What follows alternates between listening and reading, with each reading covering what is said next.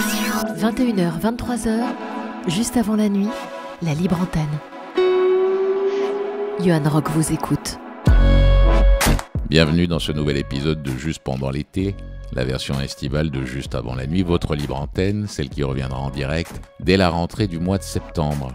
Vous connaissez la formule de ce podcast estival, c'est vous qui choisissez les histoires, les témoignages que vous avez envie de réécouter dans cette émission. Bien que, cette semaine, ce sera une émission encore un peu particulière.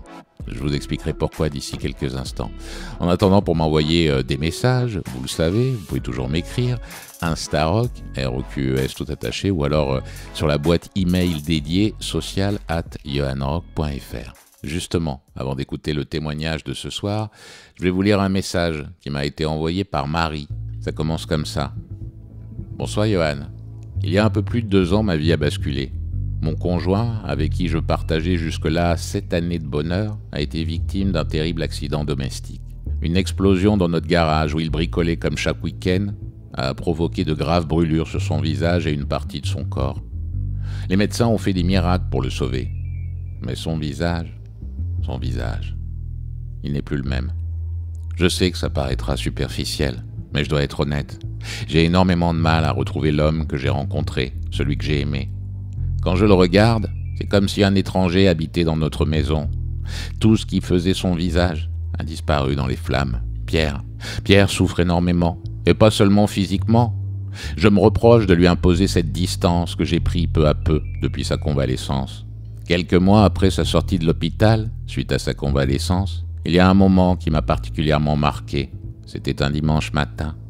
Il prenait son petit déjeuner face à moi comme nous l'avions fait des milliers de fois avant l'accident.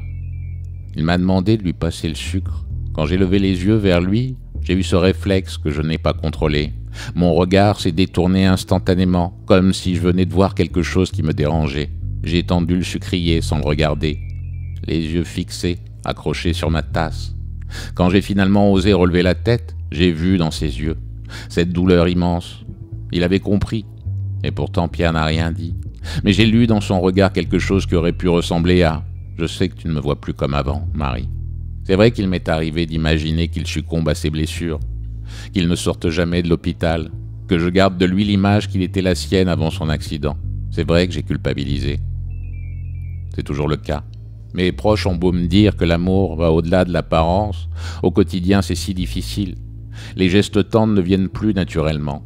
Même nos conversations ont changé, comme si nous étions devenus 2 étrangers sous le même toit.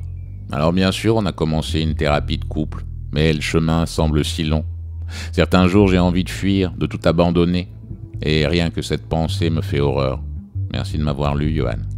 Signé Marie, une auditrice qui cherche sa route. 21h, 23h, juste avant la nuit, la libre antenne. Johan Rock vous écoute. En plus d'écrire à l'émission, vous pouvez, vous le savez, laisser des messages vocaux sur le répondeur dont le numéro est toujours gratuit. 07 56 85 55 85. Je le dis toutes les semaines, mais c'est la vérité. Cette émission, on l'a fait ensemble, toute l'année. Ce soir, je voudrais rendre hommage à un homme qui est passé dans cette émission au mois de mai dernier.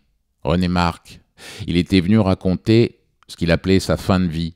Fin, F-A-I-M. Une fin de vie qu'il avait décidé de partager au quotidien avec les internautes en postant tous les jours une vidéo sur YouTube. Un journal de bord, avec pour échéance, tout au bout, la mort. Cette mort, elle est arrivée la semaine dernière. Quand René Marc est passé dans cette émission, les médecins venaient de lui apprendre qu'il lui restait peu de temps à vivre. Et il avait dans la foulée décidé de démarrer ce journal de bord. Moi, tous les jours, le matin en priorité, comme des dizaines de milliers d'internautes sur YouTube, j'ai pas manqué un seul épisode de ce carnet de bord. Face caméra, René Marc y racontait cette avancée inéluctable vers la fin. Toutes ces vidéos, je crois qu'il y en a plus de 70, aucune n'était larmoyante. C'était toujours authentique. Pour moi, c'était du journalisme sur le front de la vie. Il racontait ce qui se passait, ce qu'il vivait, et aussi l'espoir qu'il avait jour après jour. Portez soin de vous, c'était ça la phrase qui concluait chacun des épisodes de ce journal de bord. La contraction de « portez-vous bien et prenez soin de vous ». Ce soir, je voudrais qu'on réécoute le témoignage de René Marc. C'était à la mi-mai dernier. Il racontait sa vie avant la maladie et et cette volonté qu'il avait désormais de documenter sa fin de vie à travers cet exercice du carnet de bord sur YouTube. Et puis juste avant, la dernière vidéo qu'il a postée quelques jours avant la fin, cette fois-ci F-I-N. La voilà, cette vidéo. Eh bien, cet épisode aujourd'hui, je le fais alors, il est peut-être diffusé en retard. Non, il n'est pas diffusé en retard, il est diffusé en avance. En fait, il y a une petite accélération dans le processus. C'est que je quitte Bordeaux pour partir en USP demain matin. Voilà. Parce qu'il y a eu un moment hier où les derniers instants se sont manifestés. Donc je suis dans une situation où c'est la fin, à quelques jours près, et on a décidé de partir en maison de repos jusqu'à m'endormir tranquillement sous les effets de la morphine, pour ne plus souffrir. Donc je filme cette vidéo ce soir. Je vais peut-être la poster ce soir pour que vous soyez au courant, puisque le temps de l'organisation, le temps de changer d'établissement, en fait je ne sais pas s'il va y avoir d'autres vidéos. Voilà. Je ne sais pas si une fois à USP, dans cette maison de repos, je vais avoir le courage d'enregistrer une vidéo, sachant que là des gens vont venir me rendre visite et que je vais les voir tous pour la dernière fois et qu'il y aura une dernière fois. Et la dernière fois, elle va être difficile pour vous aussi. On en a parlé dans d'autres vidéos. C'est-à-dire que je ne vais plus apparaître. Je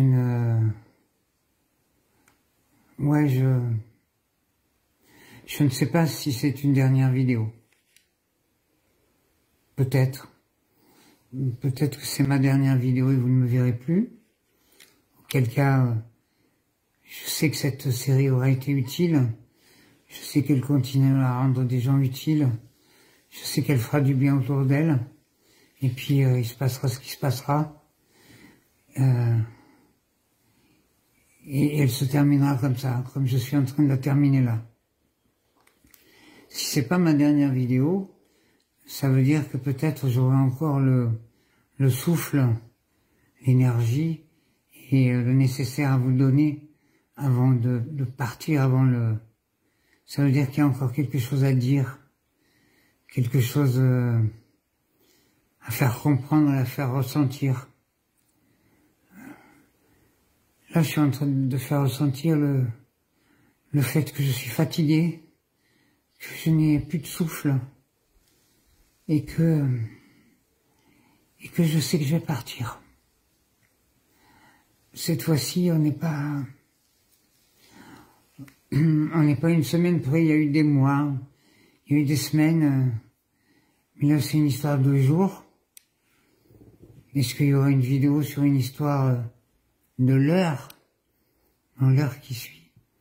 Je suis pas sûr. Je suis pas certain du tout. Je sais qu'une chose, c'est que pour la première fois depuis que je vous parle,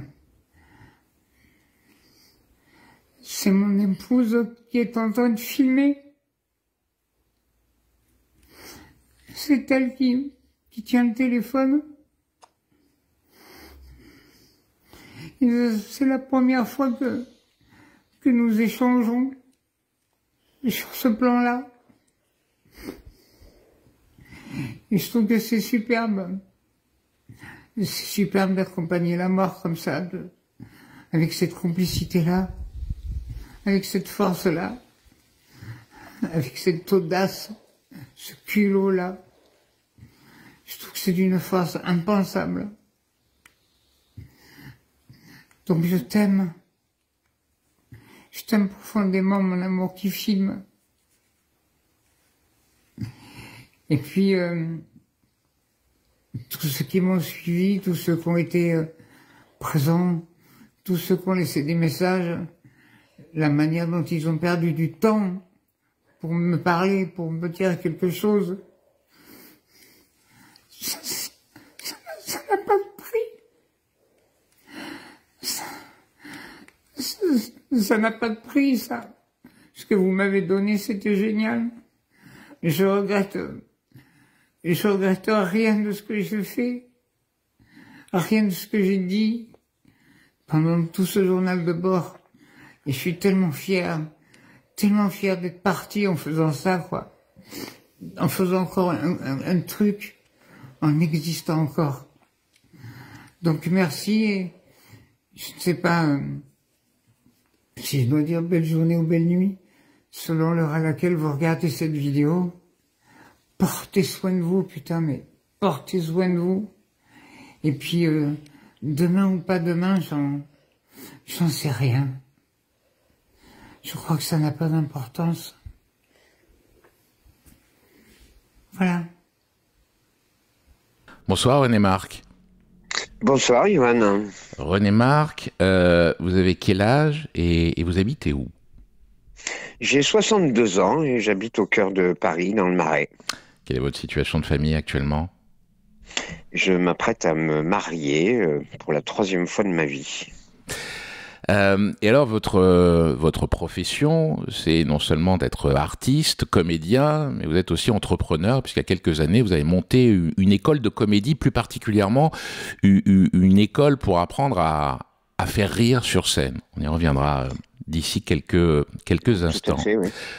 Ce soir, René Marc, vous êtes des nôtres parce que très récemment, vous avez appris que cette maladie contre laquelle vous luttez depuis un moment a gagné, ou presque. Et vous avez fait vôtre cette réalité qui est que les jours vous seront comptés.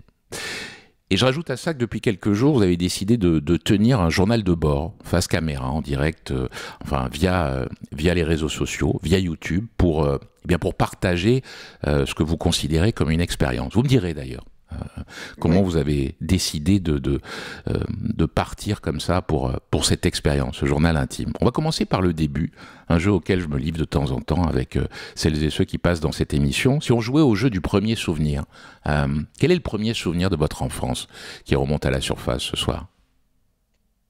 La naissance de mon frère, 5 ans. J'avais 5 ans quand il est né. Tout d'un coup, je n'étais plus fils unique, mais voilà, il y avait un petit frère qui arrivait, donc ça, c'était troublant. On a basculé dans autre chose avec mes parents. Vous étiez quel genre de gamin, vous, avant l'arrivée de votre frère? J'étais un gamin assez turbulent et très clown tout le temps. Je suis pas devenu artiste comme ça. Donc beaucoup d'énergie, beaucoup de vivacité. J'avais une maman qui était toujours souriante et très drôle, qui était femme au foyer. Après, je suis devenu un gamin qui s'est protégé un petit peu rapidement pour des tas de raisons dont on va certainement parler ce soir, quoi.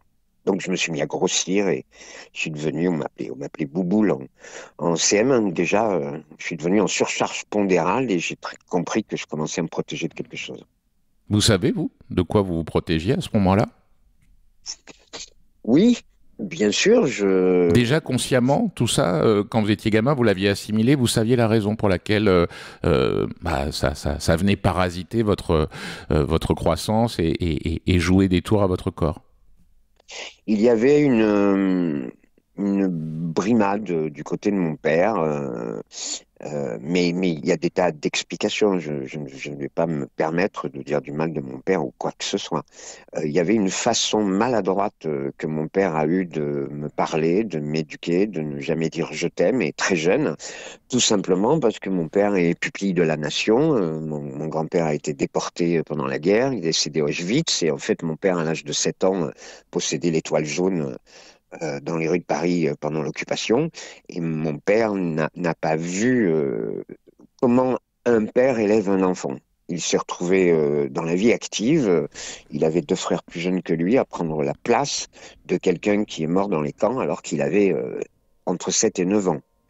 Donc mon père n'a pas eu cette transmission de la part de son propre père, et il n'a pas, mais je ne peux que le comprendre. Il a été maladroit, il n'a pas su comment faire, et je crois qu'inconsciemment, je l'ai compris très tôt. Mais vous, à l'époque, vous n'aviez pas tout ce sous-texte, vous vous sentiez mal aimé, vous vous remettiez en cause, est-ce que vous vous demandiez pourquoi finalement ce père n'est peut-être pas comme les autres, comme celui de mes petits camarades? Ben, il y a eu des signes très précis entre 9 et 11 ans. Mon père alors que, comme il y avait école le lendemain, on ne regardait jamais je n'avais pas le droit de regarder la télévision le soir, ça faisait partie de l'éducation, donc je me couchais à 20h30. Je me souviens de la diffusion, c'était dans les années 70, de la série Holocauste, que mon père, cette fois-ci, sans me donner aucune explication, m'a obligé à regarder devant la télévision. C'est-à-dire que ce soir-là, j'étais obligé de regarder la télévision au lieu de me coucher, mais on ne parlait pas de la série, de ce qui s'y passait. De même qu'un an après, mon père est rentré dans ma chambre et m'a jeté sur le lit de ma chambre le livre Au nom de tous les miens de Martin Gray, qu'il m'a obligé à lire et que j'ai lu, que j'ai dévoré, mais que j'ai pris dans la gueule avec une violence impensable. Et il n'y avait pas de discussion, il n'y avait pas d'explication. Donc je savais que son comportement était lié à quelque chose dont il ne pouvait pas parler. Et votre mère, dans tout ça, quel rôle elle jouait-elle, votre mère, dans cette cellule familiale? Est-ce qu'elle avait de l'amour à montrer, à vous adresser? Oui, moi j'ai eu beaucoup d'amour de la part de ma maman, même si je n'ai jamais eu un je t'aime non plus. Je ne peux pas nier non plus que ma mère était sous l'emprise du fort caractère de mon père, mais qu'elle a été une femme excessivement heureuse. Par contre, bien plus tard, avec tout ce qui m'arrive aujourd'hui, j'analyse les choses. Ma mère a commencé à développer un cancer assez tôt. Pendant 15 ans, elle a vécu avec un cancer, elle est partie à 60 ans. Ça fait déjà longtemps, plus de 25 ans.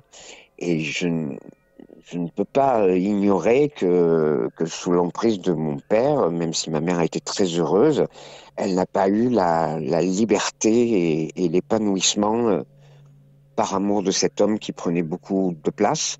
Et que c'est peut-être comme ça qu'elle a développé sa maladie. Mais mon père l'a accompagnée jusqu'au bout avec beaucoup d'amour et mes parents se sont beaucoup aimés, énormément. Un des premiers mots que vous m'avez dit pour qualifier votre enfant, c'est je faisais le clown.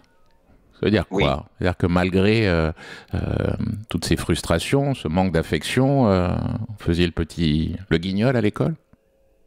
À l'école déjà, mais à la maison, je faisais rire ma mère je jouais des personnages, je m'amusais à faire des handicapés mentaux en prenant des accents, en faisant des gens déformés, etc. Ils me disaient, mais arrête, t'imagines, si t'avais été comme ça, machin, mais c'était pour la faire rire, c'était pour l'agacer. Je prenais des tas de personnages, j'avais des voix de dessins animés toujours que je faisais, et puis à l'école, je me suis retrouvé quand même pendant 2 ans en CM1 et CM2 avec un de mes camarades, pendant les récréations, au lieu d'aller jouer au foot, à jouer des petits spectacles en récréation en réunissant les maternelles. Et on avait monté un petit duo de clowns avec ce copain qui s'appelait Claude, je m'en rappelle très bien. Et en fait, on faisait nos petits spectacles pour les maternelles en improvisant comme ça pendant les récréations. Vous faisiez rire votre mère, gamin, et faire rire votre père, c'était mission impossible? Mission impossible. Ouais. Mais vous essayez au moins, ou il vous impressionnait suffisamment que l'idée même ne se posait pas et ne s'offrait pas à vous? J'ai été un peu castré, donc c'était compliqué. Je n'essayais pas de faire rire mon père. Par contre, j'ai annoncé que je voulais être artiste très tôt. Quel âge? Vous pensez? À quel moment? Moi, j'ai commencé à sentir que je serais artiste à l'âge de 7 ans. Vous savez, lors du fameux spectacle de fin d'année sous le préau de l'école, au mois de juin, quand c'est la fin de l'année, je sais pas si cette tradition existe toujours, mais il y a le spectacle de fin d'année de l'école, quoi. Et moi, à 7 ans, j'étais sur scène, je jouais une scène de Marcel Pagnol, puisque nous étions dans le Vaucluse, au pied du Mont Ventoux.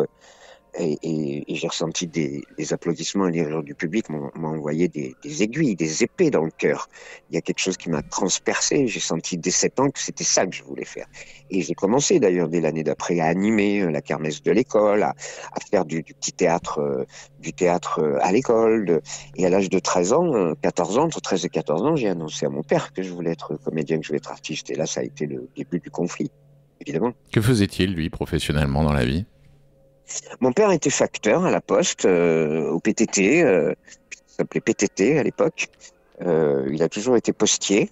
Mais en plus de cela, avec un courage énorme, mon père avec des mains en or, et il travaillait en dehors de ses horaires de facteur comme maçon à construire des appartements. Il avait beaucoup de gens qui lui demandaient, en sous-traitance comme on fait aujourd'hui, de refaire des appartements, des maisons. Et il nous a construit une maison magnifique au pied du Mont Ventoux, une maison en pierre de Provence pour ma mère, mon frère et moi, avec une piscine. Il a tout fait de ses propres mains. Et grâce à ce qu'il a fait en plus de son métier de facteur, on a eu une vie magnifique. Et que vous vouliez devenir artiste, ce n'était pas un métier digne à ses yeux, c'est ça? J'étais soit pédé, soit drogué. Voilà. C'est ça qu'il vous a dit à l'époque. C'était Ah, ça. oui, oui. C'est comme ça qu'il l'a verbalisé à l'enfant que vous étiez à l'époque. Oui, il est arrivé avec je m'en souviendrai toujours, un journal qu'il avait trouvé à la Poste, le Nouvel Observateur, où il y avait un article qui disait comédien 80. J'avais cru qu'on était coupé, non? Non, non, non. On est Allô? bien là. Je Non, suis là. excusez-moi, Vous j'ai cru m'entendez? qu'on était coupé. Oui, oui, je vous entends très bien, Johan. Oui, il a jeté dans la cuisine ce journal où il y avait un article marqué comédien 98% de chômage, de chômeurs. C'était un article dans le Nouvel Obs. J'ai jamais oublié. Et il m'a dit, c'est ça que tu veux devenir un chômeur? Et on a eu une discussion. J'ai dit, mais pourquoi veux-tu que ce soit un métier de chômeur? Il m'a dit, de toute façon, tu finiras ou pédé ou drogué. Voilà. Vous, donc, vous avez Oui, décidé de faire ce métier coûte que coûte, y compris contre votre père. Mais c'était plus fort que moi. Hum. Je vous l'ai dit, il y a ces épées, cette sensation que j'ai eue à l'âge de 7 ans. C'était plus fort que moi. J'ai compris des années plus tard que tout ça venait du côté de ma grand-mère maternelle, qui était bossue, qui faisait 1m36, et qui, le jour de ses 50 ans de mariage, a chanté Édith Piaf, Je ne regrette rien. Et lorsque j'ai entendu sa voix pour la première fois de ma vie, j'ai eu des frissons et j'ai compris que c'est du côté de ma grand-mère maternelle qui m'a fait découvrir Zola, Chateaubriand, Barbara, Georges Brassens, c'est tellement de choses que venait mon côté artistique. Ma grand-mère bossue n'a jamais pu être artiste de sa vie à cause de sa malformation. René Marc, est-ce qu'enfant, vous l'avez rêvé, votre vie d'adulte? Est-ce que vous la fantasmiez? Vous imaginiez des choses, justement, de cette vie d'artiste? Oui, j'ai forcément fantasmé une envie de réussir en tant qu'artiste pour prouver à mon père que j'étais capable de réussir moi-même. C'est sûr. On dit parfois les comédiens vont chercher l'amour qu'ils n'ont pas eu dans leur famille. Donc pour vous, de ce que j'entends, l'approbation du public, quand vous êtes gamin, vous faites ce spectacle de fin d'année, c'est directement ça. Ah mais j'ai compris, moi, lorsque le premier cancer m'est tombé dessus à l'âge de 46 ans, c'est-à-dire ça va faire 16 ans, j'ai compris que j'étais monté sur scène toute ma vie pour entendre un je t'aime de mon père, oui, et que c'était pas la bonne motivation. C'est pour ça que j'étais face à la maladie. Vous aviez des modèles, vous, qui vous ont donné envie aussi de faire ce métier de comédien, d'humoriste? Coluche. Je suis un enfant de Coluche, j'ai passé mon Coluche des proches, Guy Bedos, Raymond DeVos, et j'ai passé ma jeunesse avec Harakiri et Charlie Hebdo. C'est mon humour, c'est ma culture de l'humour. Après, évidemment, je me suis renseigné pleinement puisque c'est devenu mon métier, mais la base, c'est ça, c'est ces gens-là qui m'ont donné envie. Vous avez quitté la maison familiale à quel âge? Dès que j'ai été majeur. Vous vous rappelez du jour où vous êtes allé où quand vous êtes parti? Vous êtes monté à la capitale, comme on dit? Eh bien, un accord commun avec mon père, François Mitterrand, nous étions en 80, a rouvert les concours administratifs à la Poste. Et mon père m'a dit, OK, tu veux aller à Paris, tu veux être comédien. Il s'agissait de faire des écoles de théâtre et tout sur Paris. Il faut que tu aies un métier. Tu ne peux pas y aller comme ça. Je l'ai accepté. J'ai passé un concours PTT que j'ai eu sans aucune difficulté. Et à l'époque, on était directement muté dans la capitale. Donc j'ai quitté Avignon en devenant postier dans le 11e arrondissement de Paris pour pouvoir payer mes cours de théâtre. Vous avez trouvé un compromis avec votre père? À ce moment-là, c'était un compromis, oui. Vous me parliez de cette vocation de devenir comédien, de cette enfance au pied du Mont Ventoux, du départ à Paris, et vous me parliez de l'envie de devenir célèbre. Cette envie de devenir célèbre, elle vous a taraudé. Vous vous êtes imaginé, vous, en haut de l'affiche, quand vous étiez ado, jeune adulte?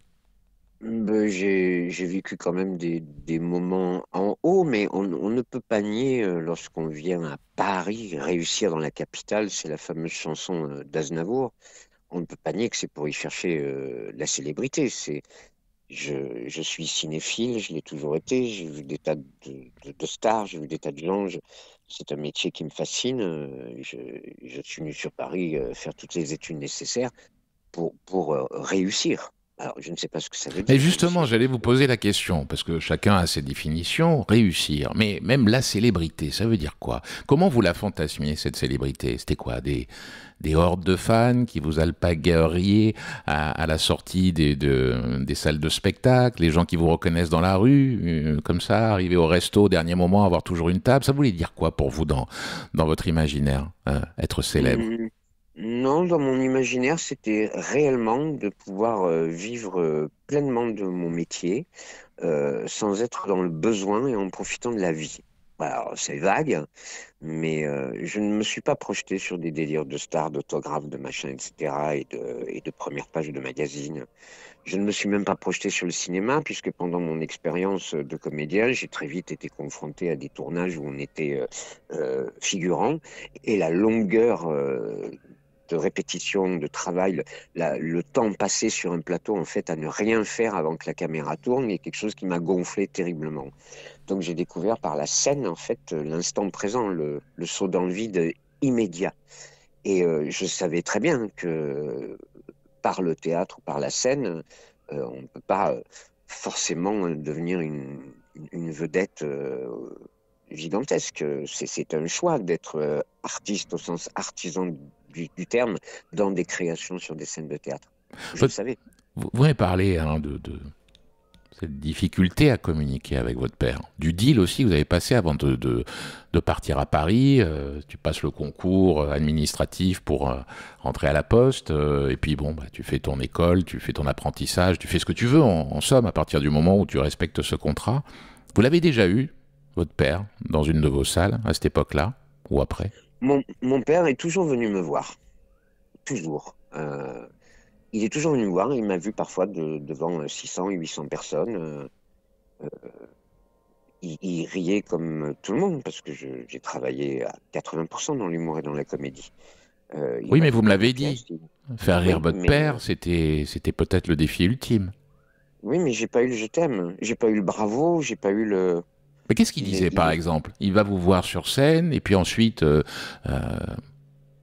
il venait J'ai en jamais loge? eu. Oui, il venait en loge, mais il restait pas. Il était gêné.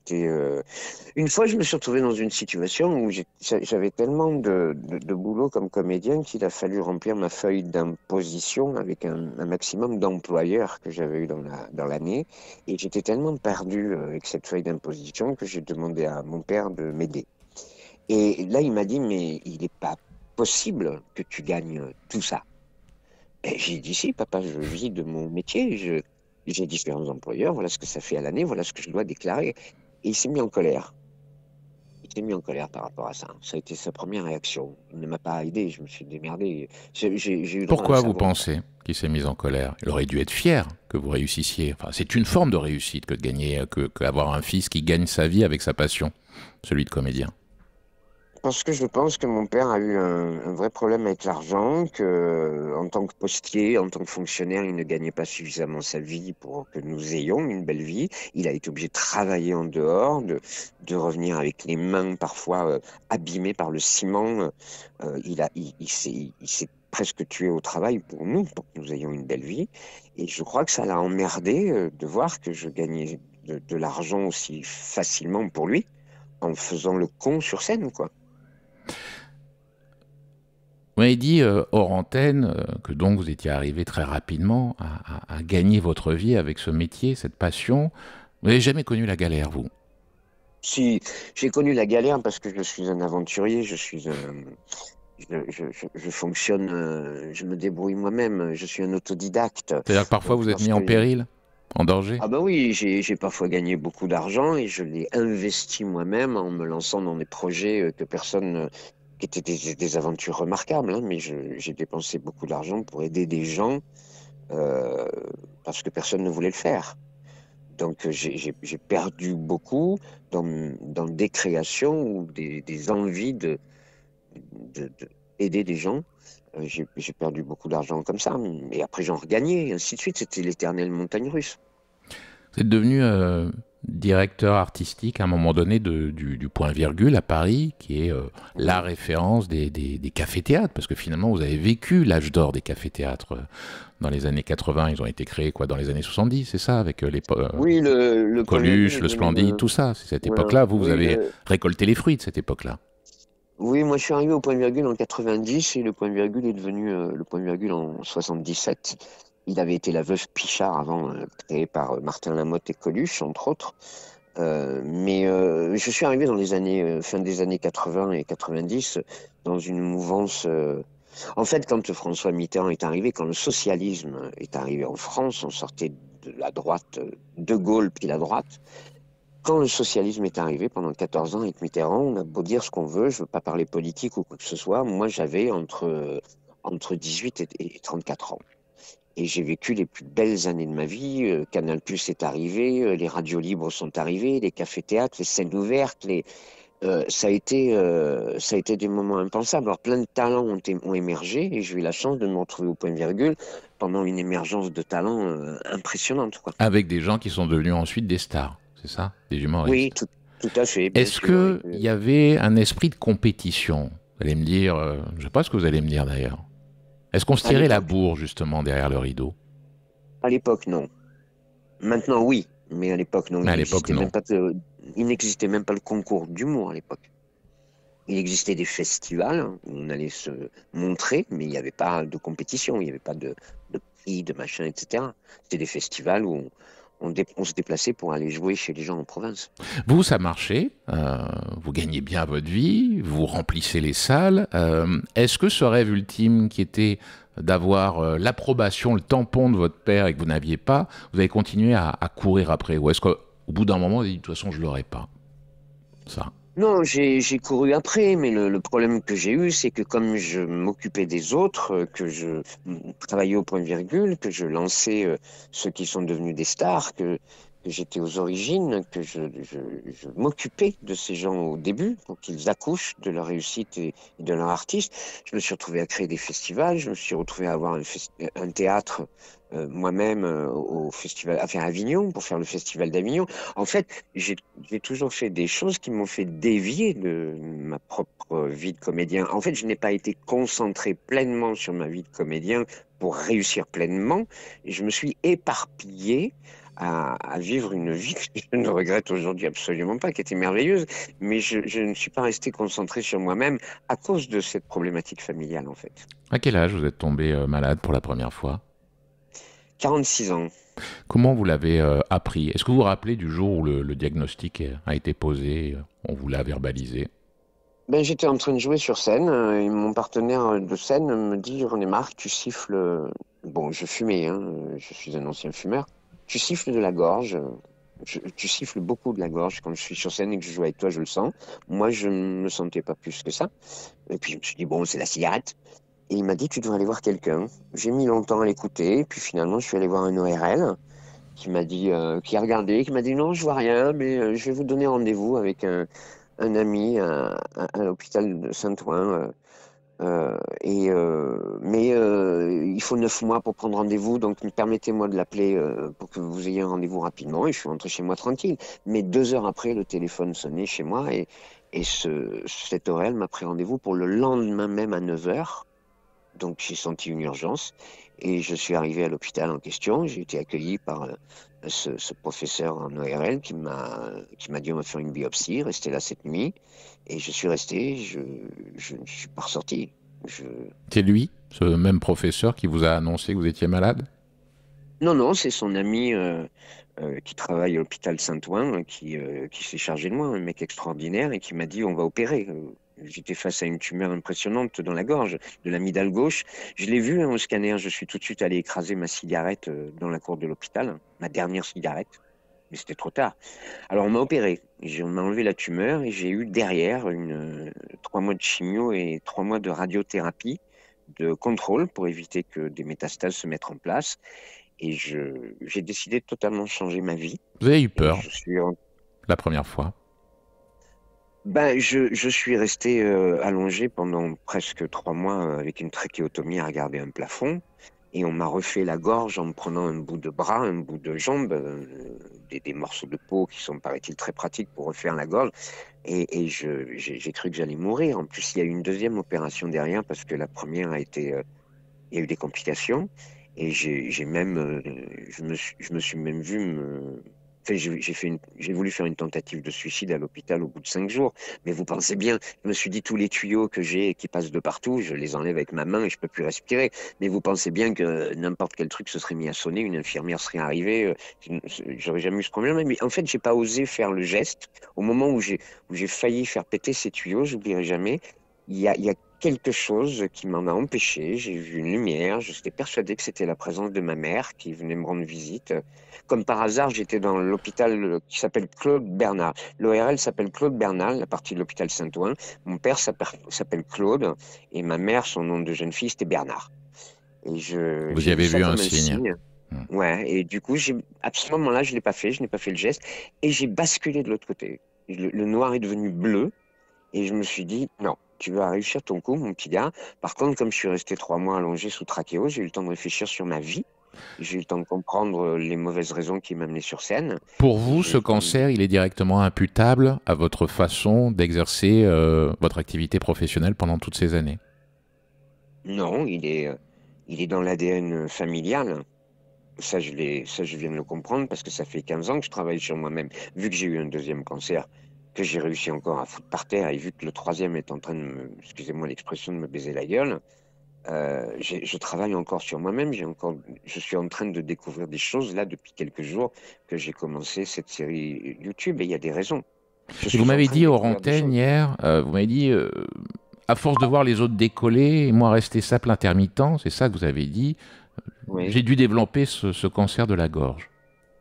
Donc c'est oui, quoi? bien sûr. C'était une frustration, le fait de ne pas pouvoir aller là où vous espériez aller initialement, vous pensez?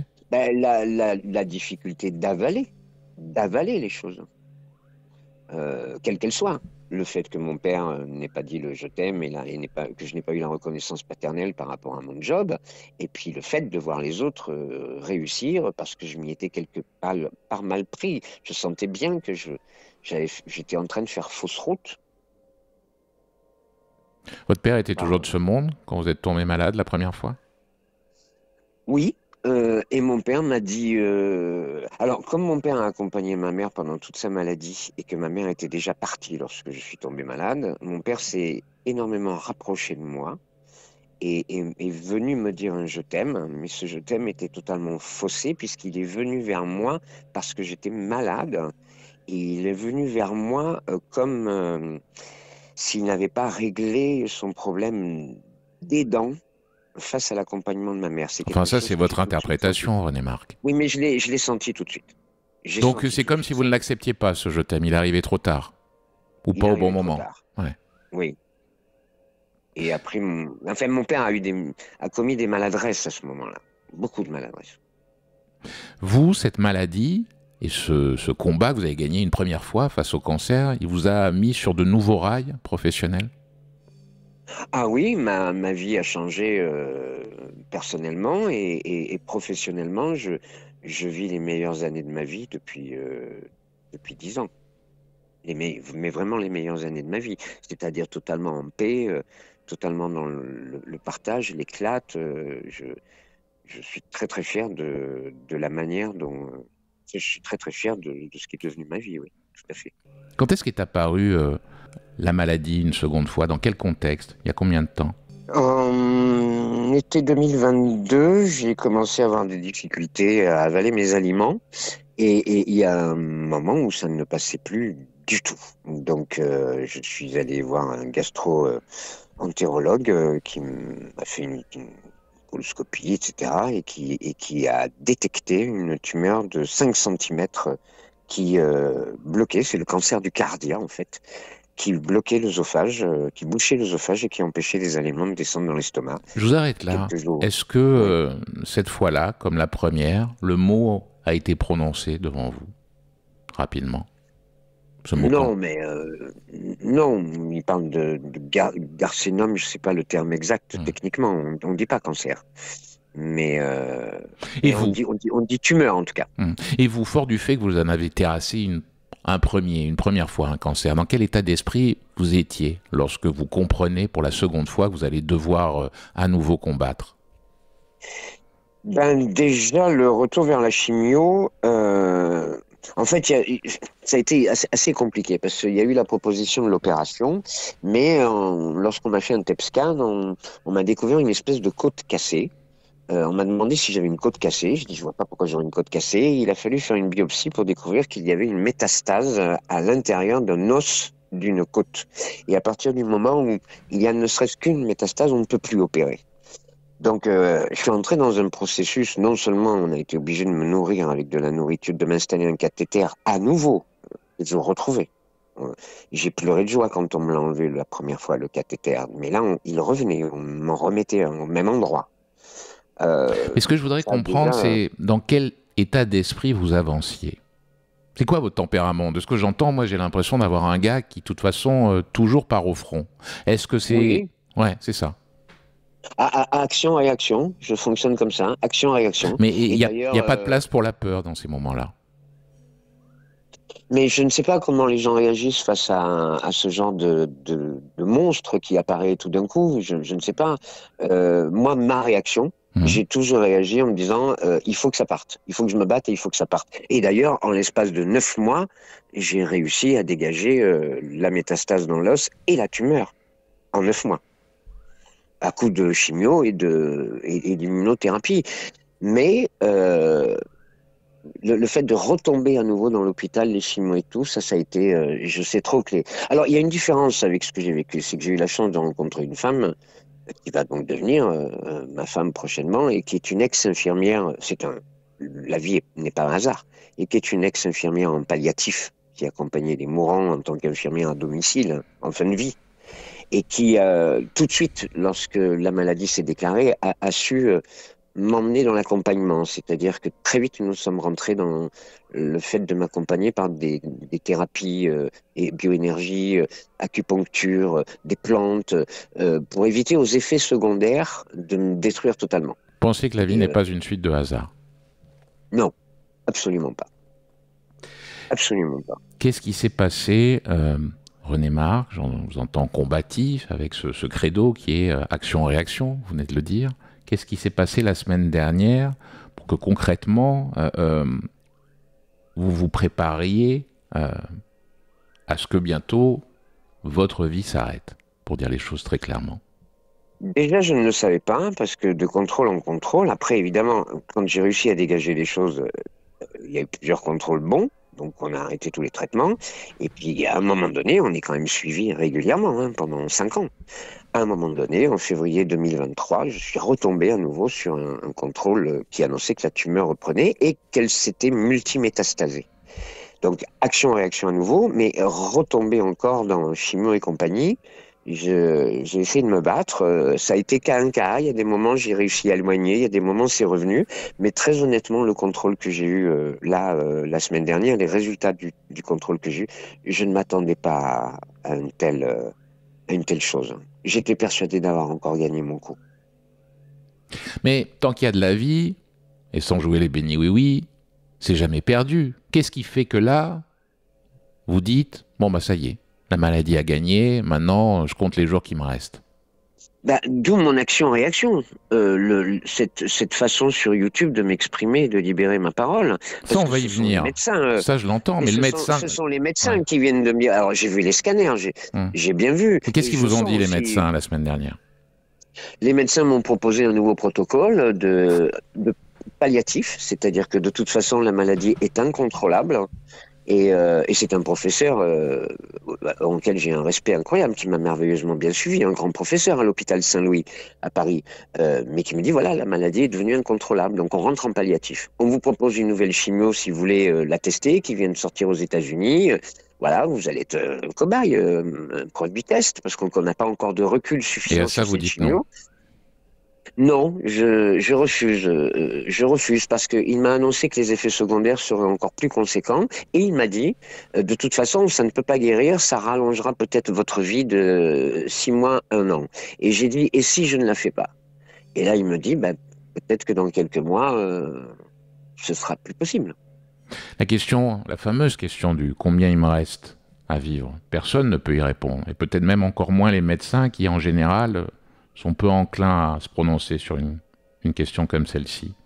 Mais les médecins suivent des statistiques, des scanners, enfin, ils ont quand même un peu l'expérience du domaine, mais encore une fois, c'est l'avis médical qui m'a été donné. C'est pour ça que mon action-réaction dès le lendemain avec cette série YouTube que j'ai commencé, j'expliquerai pourquoi ce moyen d'expression, c'est parce que j'espère bien que les médecins se trompent. J'ai les yeux pétillants d'espoir, là encore. Hein. Donc c'est en sortant de cette consultation que vous êtes dit, tiens, je vais ouvrir mon journal de bord sur YouTube et raconter au jour le jour ce qui se passe dans ma tête, dans ma vie, dans mon corps. Oui, d'abord pour plusieurs raisons. D'abord, c'est parce que je sens bien que mon corps commence depuis quelques semaines à avoir un vrai problème. C'est-à-dire que là, j'ai pu visualiser par les scanners ce qui m'arrivait. Je suis multimétastasé partout dans le corps et les ganglions grossissants appuient sur les organes. Je n'ai aucun organe d'atteint. La tumeur en question a regrossi et risque de m'empêcher de manger à nouveau. Mais en fait, c'est cette pression. J'ai l'impression d'être comme dans un étau qui se resserre et je sens très bien que dans mon corps, je suis en train d'être pressé comme un étau. J'ai des tas de douleurs je marche à la codéine en ce moment, qui viennent de ça. Ça a été visualisé par le scanner. J'ai enfin compris pourquoi, depuis 1 mois, j'ai des douleurs que je n'avais pas avant. Donc ça, déjà, ça m'a inquiété. Après, quand le résultat a été lu par le médecin et que j'ai eu ce diagnostic, bah là, je me suis mis dans la tête, bon, ben mec, tu vas crever, quoi. Et c'est le fait de vous faire cette réflexion-là qui ensuite, action, réaction, pour vous paraphraser, vous a fait appuyer sur le bouton REC de votre caméra pour vous filmer et ouvrir ce journal de bord sur YouTube. Oui, parce que je n'arrête pas le travail sur moi-même, je n'arrête pas le travail lié à la transmission familiale. J'ai fait des séances de constellation familiale. Je travaille avec des thérapeutes qui interrogent les cellules du corps, qui font de l'éthiothérapie. Je travaille sur moi-même et je suis en train de rentrer en contact avec les cellules de mon corps et je suis en train de comprendre les origines de la maladie, de celle qui s'est développée. Aucun cancer quand les cellules sont attaquées, c'est qu'il y a quelque chose qui les a attaquées, il faut essayer de comprendre pourquoi. Et la plupart des cancers, c'est pas parce que l'eau est polluée, c'est pas parce qu'il y a du stress, qu'on fume ou qu'on bouffe n'importe quoi. C'est aussi des maladies que nous nous créons nous-mêmes. Et je suis en train d'explorer, je suis tombé sur le trauma qui a réveillé cette maladie en moi. Donc c'est une expérience que vous partagez en livrant ce journal de bord au quotidien sur YouTube. Oui, c'est une expérience d'abord introspective. Elle est introspective et c'est surtout que je viens de comprendre que on ne peut guérir réellement que par l'amour et le pardon. Et il ne s'agit pas de... Ça n'a rien de religieux. Je ne suis pas croyant et je me... Vous n'êtes pas croyant, vous, René Marc?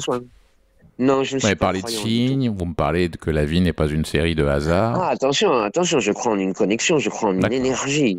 Ça ne veut pas dire que je crois en un Dieu ou que je suis une religion quelconque. Absolument pas. Dites-moi, depuis combien de jours vous le tenez, ce journal de bord vidéo? Ça va faire 1 semaine demain. J'ai vu celui d'aujourd'hui, vous étiez particulièrement ému, parce que tout ça, ça vient remuer beaucoup de choses. Bien sûr. Quels sont les... Vous recevez beaucoup de messages, je vois. Énormément. Qu'est-ce qui vous surprend le plus dans les messages que vous recevez? Déjà, est-ce que vous êtes surpris de recevoir autant de messages? Oui, je ne m'attendais pas à un tel impact. Et je vous cache pas que je m'interroge beaucoup. Ce n'est pas une... Quelle est la question que vous posez? Mais je ne suis pas un comédien en train d'essayer de redorer son blason médiatiquement. Ça, j'entends, évidemment. Pourquoi certains vous ont fait le reproche de ça? Non, mais ça... Je suis sur un fil. C'est très compliqué à gérer. Je suis embarqué dans un truc que je l'ai créé et qui est en train de me dépasser et il faut que je reste sur ce fil. Ma démarche est de vraiment faire comprendre que s'il n'y a pas d'amour, si les gens ne communiquent pas, et nous vivons dans un monde qui nous empêche de plus en plus de communiquer. La preuve, c'est que ce sont les réseaux sociaux maintenant par lesquels nous passons, et c'est pour ça que j'utilise ce moyen. Je ne l'ai jamais fait.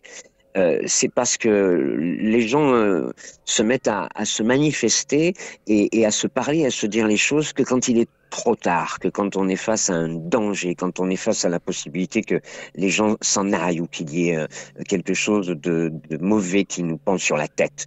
Et cette chose me fascine un petit peu. Et par rapport à la vidéo, j'ai envie de simplement expliquer qu'il vaut mieux vivre dans l'instant présent et se dire les choses maintenant, tout de suite. Oui, mais vous le savez, vous avez compris la nature humaine, vous tournez autour avec votre métier depuis finalement quasiment toute votre vie. Dans un monde idéal, ça serait comme ça, mais vous le savez, hélas. Johan, la vie a changé, même vous utilisez les réseaux sociaux pour vous exprimer. Non, mais je vous dis ça parce que j'ai regardé l'épisode d'aujourd'hui, appelons ça un épisode, même si votre vie n'est pas un feuilleton. Vous déploriez le fait qu'effectivement des gens dont visiblement vous n'aviez plus de nouvelles depuis des années réapparaissaient comme ça, parce que justement ils apprenaient la mauvaise nouvelle. Et j'avais l'impression que ça vous chagrinait fortement. Non, parce que j'ai des tonnes d'amour. 98% non, mais de ces personnes-là sont des tonnes d'amour. Mais il y a des personnes qui ont des réactions un petit peu comme, excusez-moi l'expression, comme un peu les mouches à merde. Il y a du malheur. Alors on vient. D'abord, je reçois des témoignages de gens qui se plaignent, qui sont dans des états et dans des situations pires que moi et qui me racontent leur vie. Donc très honnêtement, je trouve ça totalement indécent. Je ne les connais pas et ils viennent me raconter leurs problèmes, leurs morts, leurs maladies, leurs machins. C'est pas ce que je cherche. Je veux simplement faire réfléchir sur deux choses. Le pouvoir de l'image, le pouvoir des réseaux, la façon de communiquer qui a changé entre les humains, et le fait qu'on en oublie le principal, c'est-à-dire l'amour. L'amour et le pardon. Ce sont des choses fondamentales. C'est les seules choses que l'homme n'a pas créées, l'amour et le pardon. C'est des choses qui appartiennent à une connexion au-dessus de nous, chacun peut l'interpréter comme il veut. Tout le reste a été fabriqué, façonné et finalement détruit par l'homme sur cette planète. Et ce sont des choses qui disparaissent. C'est un petit peu le combat que j'essaie de mener. Pensez-le à quoi, vous, en ce moment, le soir, quand vous endormez ? Pour être tout à fait honnête, je m'en suis qu'avec un bon antidépresseur, un Xanax et puis un Zopiclone et puis de la mélatonine. Sinon, je dors pas. Sinon, c'est le vélo dans la tête. C'est pas possible. Sinon, on pense à sa mort, on pense à plein de choses. Voilà. Après, je vis avec une femme merveilleuse et je vis une histoire d'amour merveilleuse. Alors, on va terminer avec ça. Donc, vous m'avez dit, depuis combien de temps depuis combien de temps vous fréquentez, vous vivez avec cette femme ? On entame bientôt notre 10e année. Et donc, tout récemment, où vous ou elle, vous êtes passé à la mairie et vous projetez de vous marier dans les prochains jours, c'est ça ? On y pensait déjà il y a plus de 2 ans, mais quand la maladie m'est tombée dessus, tout a été repoussé. Et là, devant l'ultimatum qui s'est présenté, on est allé à la mairie en me disant, voilà, j'ai une maladie incurable, est-ce qu'on peut se marier vite ? Et la date a été fixée immédiatement. Voilà. Vous avez envie de quoi, là, pour la suite ? Parce qu'une fois encore, tant qu'il y a de la vie, il y a de l'envie, il y a de l'amour, il y a de l'humour, c'est pas à vous que je vais le dire, puisque vous en avez fait votre métier. Vous avez envie de quoi, là, maintenant ? Là, je sens que ce que je suis en train de faire, et qui n'est pas une démarche égocentrique ou quoi que ce soit, est en train de remuer et de répondre à des questions susceptibles de me guérir. Je n'ai plus de chimio, je n'ai plus de traitement. Mon corps va progressivement retrouver de sa force. Il peut-être, dans la situation où je me trouve, par l'amour, par l'échange, par les gens que je retrouve, par les échanges que j'ai, par le mariage qui arrive, par tout d'un coup tous ces bonheurs qui me tombent dessus depuis quelques jours, malgré cette mauvaise nouvelle, il peut remettre en énergie, inverser l'énergie de mon corps, vu que j'ai compris la cause de la maladie et que je sais quel est le problème personnel et intime que j'ai à régler. Je remercie René Marc d'être venu dire les choses comme vous les avez dites ce soir. Mais merci Johan, merci à vous. Et je vous souhaite plein d'énergie donc et plein de courage pour la suite. Mais je prends, j'en suis très touché. Bonne nuit à vous. Merci. 21h, 23h, juste avant la nuit, la libre antenne. Johan Rock vous écoute. C'était donc le témoignage de René Marc qui est parti la semaine dernière après un combat contre la maladie et ce journal de bord qu'il a tenu que je vous invite à aller voir. René Marc, fin de vie, F-A-I-M, vous trouverez facilement. Ainsi s'achève cet épisode de Juste pendant l'été. On ne va pas se retrouver la semaine prochaine. Pour le coup, on va laisser passer ce mois d'août avant de vous retrouver en direct et comme on l'a fait pendant toute l'année précédente, une fois par semaine en direct avec le retour de Juste avant la nuit. D'ici là, vous pouvez m'écrire, évidemment, je répondrai comme j'ai l'habitude de le faire. social@johanrock.fr. Vous pouvez user également des réseaux sociaux, mon compte Instagram, Instarock, ROQES, tout attaché. Et puis jusqu'à la fin du mois d'août, ou quasiment, on se retrouve pour les plus lève-tôt sur le réseau national, ici à la radio, le matin entre 5h et 6h. Je vous souhaite une belle semaine, un bel été, ce qu'il en reste à terminer.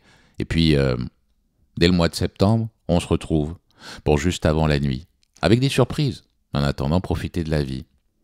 Il paraît qu'on n'en a qu'une. Salut.